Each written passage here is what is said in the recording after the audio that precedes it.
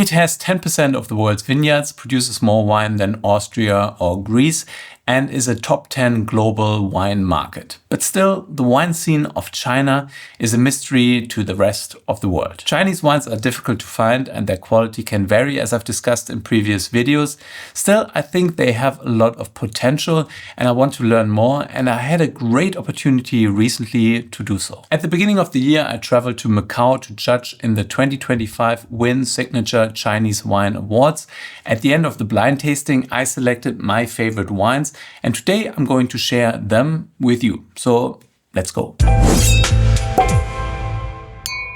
China has a long history of viticulture using native grape species. Fermented beverages, including grapes, were made as early as 7000 BCE, but like pure wine was historically more of an exotic item. Modern vinifera-based winemaking only really started in the late 19th century, but today China has the third biggest vineyard surface area globally, but most of the grapes are actually used as table grapes rather than for the production of wine. China is obviously a massive country and there are many regions where you can produce grapes, but most of the high quality vineyards are located between the 33rd and the 40th degree latitude in northern China. There are big differences between the regions and the terroirs are not always fully understood.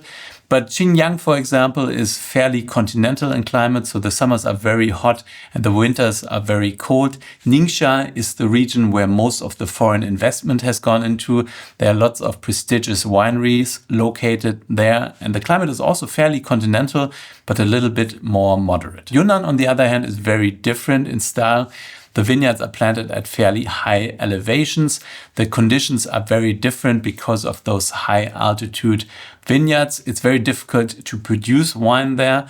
The yields are fairly low, but there's quite a lot of interest. And this is where Aoyun is located, one of the most prestigious winery projects in China. Aoyun is owned by LVMH, who also own many other luxury wine brands all around the world. And I was actually told in Macau that the production cost per bottle is the highest at Aoyun. So it's more expensive to produce a bottle of Aoyun than it is to produce a bottle of Yquem. The cost of production is something that is often misunderstood when it comes to Chinese wine, and it also forms a barrier when it comes to more international distribution for Chinese wine, because it can be very expensive to produce wine in China. The growing conditions are not always perfect, and the number one issue that is often mentioned when it comes to Chinese wine is that the winters can get so cold that you have to bury entire vineyards. After the harvest, the vines actually have to be folded down and then covered with soil in order to protect them from those really severe low temperatures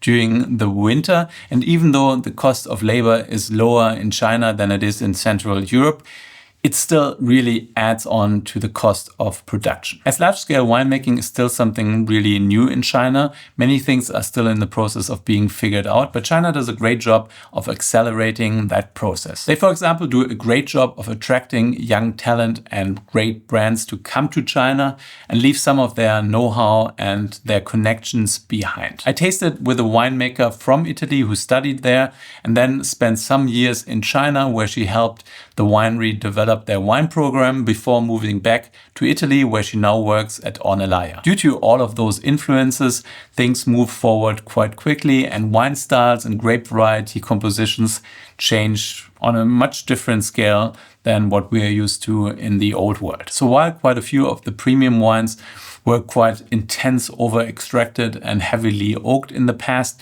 nowadays this has changed. There's more of a focus on balance, and there's also interest in other styles like white wine, rosés and sparkling wines, for example. So things move around. But at this point, the industry is facing quite a lot of issues. Demand has decreased. There's also less production coming out of China right now. But this is all part of kind of figuring it out. I think China is kind of like some of those new world countries at the beginning of the 20th century. It's just quite experimental. It's unclear where things will be in 10 years. So there's less of a tradition there, less of baggage from previous generations. Things can move around quickly and develop quickly, but also kind of decline very quickly. And I find that really interesting. In order to give you an update of the status quo of the Chinese wine scene, I selected my favorite wines from the competition, and I'm going to go through them one by one, discussing regions and grape varieties. And I'm also going to tell you where Chinese wine, in my opinion, is heading. But before we get into the tasting, let me first thank the sponsor of this video, Wynn Signature Chinese Wine Awards. The competition is held at the Wynn Palace in Macau, and it's the biggest of its kind, trying to evaluate and highlight the progress being made in Chinese wine. All wines are tasted blind, so the judging is purely based on what's inside the glass. No labels, no reputations, just quality. The jury for the competition is high class. It includes many masters of wine, master sommeliers, famous winemakers, and industry leaders. One day I found myself on a panel with Master of Wine Kenichi Ohashi, Master Sommelier Joao Perez, wine writer Jamie Good, and wine critic Jane Anson, so I kind of felt like a lightweight there. The Wynn Palace isn't just a luxury destination, it also has a lineup of really great restaurants, including high-end Chinese cuisine, so I got to taste Chinese wines matched with great Chinese food. I will now go through my favorites, but if you want to dive deep into the award winners, you can do so on the website of the Wynn Signature Chinese Wine Awards. The link is in the description, and by clicking on it, you can find all of the wines that won a medal. Thank you, Wynn Signature Chinese Wine Awards, for sponsoring this video, and now let's taste those wines. So the first one is the 2021 Lapu Valley 3 Parallel Rivers Dry White, made from the grape variety Vidal. Vidal is a hybrid, a crossing of Uni Blanc and Rayon d'Or, a non-vinifera grape variety. So it is not necessarily considered to be the most high-end grape variety, but in America it's actually used for the production of sweet wine quite a bit. And it's also planted quite widely in China, and I was really impressed by this wine. I mean, the wine didn't win a gold medal, but it won a silver medal. And I was just impressed by it. I haven't tasted many Vidal wines, dry Vidal wines, that were at this quality level. So it's light golden in color. Yeah, that's it. So it was fermented in stainless steel. It has 12% of alcohol, bone dry, and yeah, steely acidity. And it kind of reminded me a little bit of dry Fumint from Hungary. And I just find this quite delicious. It has this flavor of green tea, apple, lemon zest. There's also a little bit of chalky dustiness. On the palate, it's grippy, fresh, lively, really light. So this is kind of a beautiful wine if you have like a crustacean dish, some seafood on the table. This is just the perfect match there. The wine is from Yunnan, so from a more mountainous area. And it just reflects that as well, kind of that freshness, that liveliness. Good start. So we're moving on to the next wine, which is a Viognier. I don't know, I don't quite remember how many Viogniers were in that tasting, but there weren't many. It's not a big thing as far as I understand in China. But this one really stood out as a wine because it was so typically Viognier, but also really, really well made. And yeah, let's see whether it's still that good. So it's the 2022 Chateau Myope Viognier, and it won a gold medal, and it actually won Best Viognier in the tasting, but like I said, there wasn't that much competition. So the retail price of this wine and the previous wine is around about $20, at least in China. And yeah, that price, this is still a good deal. This was lightly oaked. I'm relying on the information on the website because I just can't read any of that. So this is kind of light yellow in color. Yeah, and it has that beautiful Viognier flavor. It smells of orange zest, jasmine flower. It has quite a lot of spice there as well. So it's a beautiful flavor profile, but this intense orange flavor is just, for me, in a blind tasting, I usually go for Viognier if I get that. On the palate, it's creamy, velvety, juicy. It has 14% alcohol, but it also still has freshness. And that's not easy when it comes to Viognier. Viognier can be really this super unctuous, slightly over the top wine. And this one has good balance. So this wine is from Ningxia, that region that has attracted quite a lot of foreign investment and where lots of the most famous wineries are located. And it shows that Ningxia has quite a lot of potential for Viognier. Juicy. So we're moving on to the 2019 Hilan Hong Reserva dry white wine, which is based 100% on Chardonnay.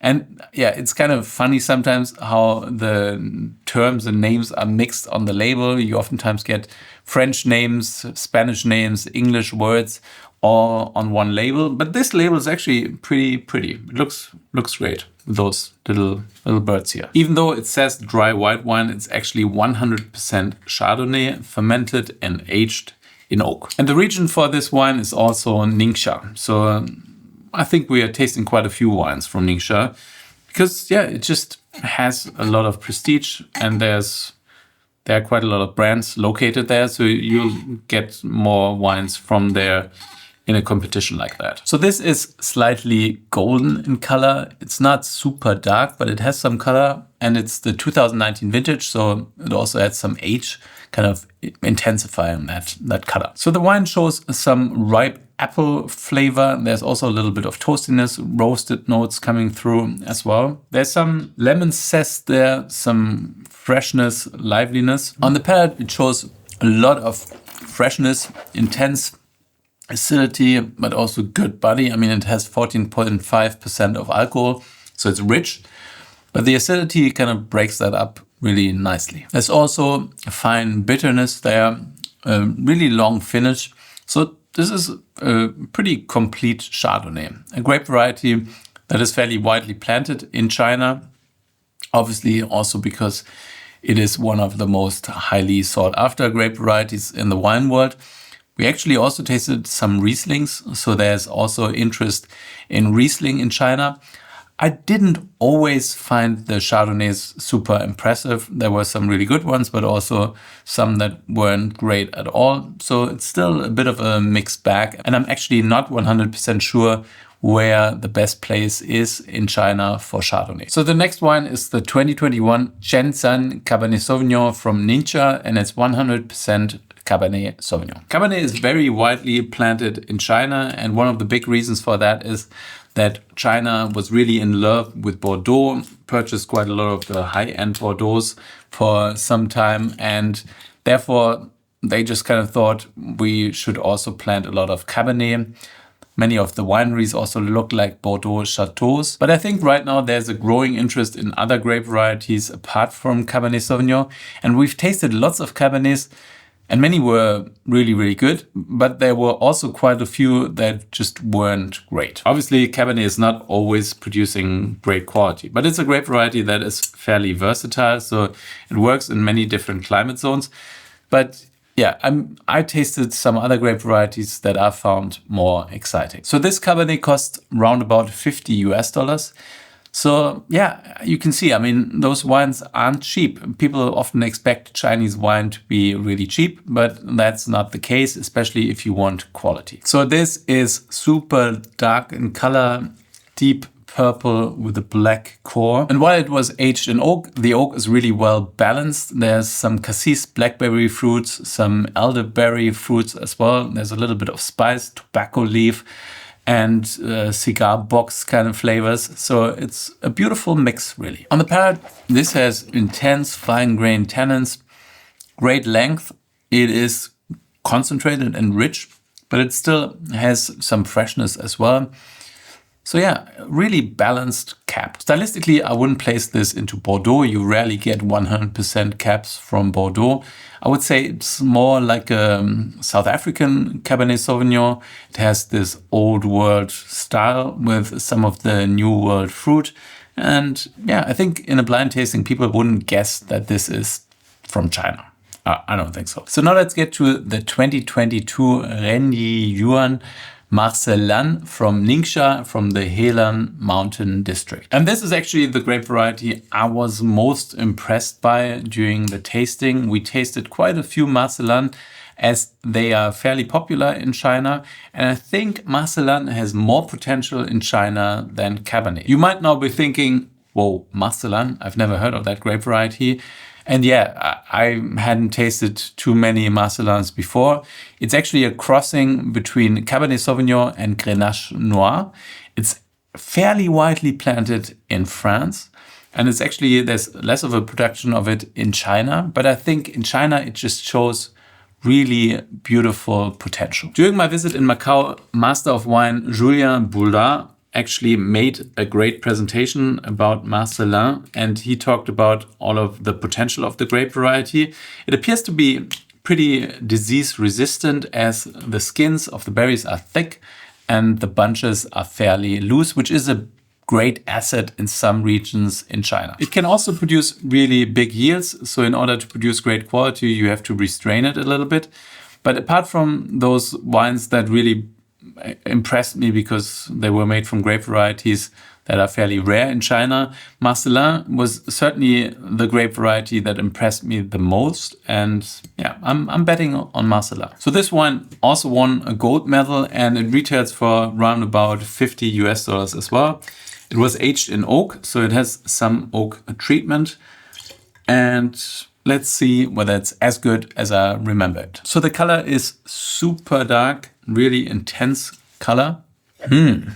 Yes. So Marselan has this reputation of having those intense aromatics that you sometimes can get from Grenache, combined with the structure of Cabernet Sauvignon, and this wine exemplifies that. It has beautiful cherry, blackberry and blueberry flavors jumping out of the glass. There's also a little bit of smokiness, coffee flavor coming through as well. On the palate, the wine has intense tannins, good freshness, quite a lot of body there as well. So great structure. It doesn't, I think this is certainly a wine that you can age as well, because of that intense structure.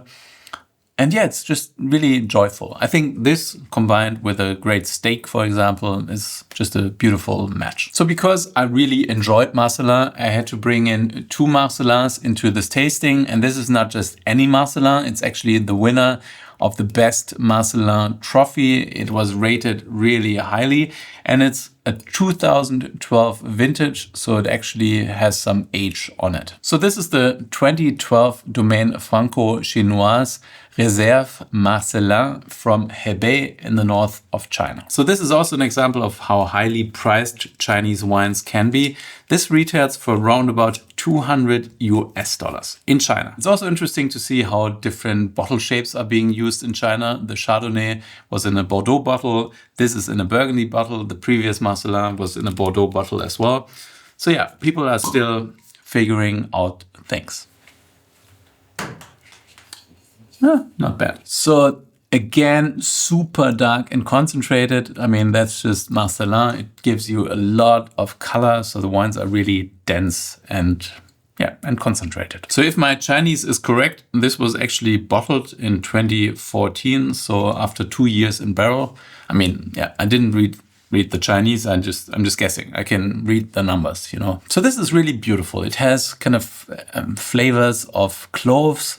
There's also elderberry, blackberry fruit flavors coming through. Quite a bit more spiciness, more tertiary flavors, but really, really beautiful. On the palate, there's fine grain tannins. This has been aged, so the tannins are a little bit more mellow, more rounded, but there's still great freshness there. Doesn't feel like this is old. I would definitely give this another 10 years. It feels like it's right now at its peak, but probably on a plateau. Great texture, really, really beautiful wine. Obviously at that price point, you're also expecting something really premium, something really complex. But for me, this is kind of what Chinese wine should be like.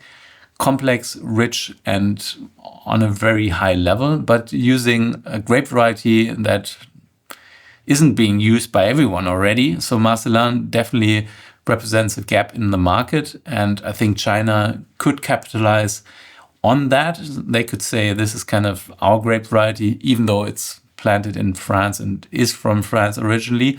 But China could really lead with Marselan in order to have something really special, something fairly unique. Jamie Good, who was also at the tasting, wrote an article about Marselan and some of the wines that he preferred.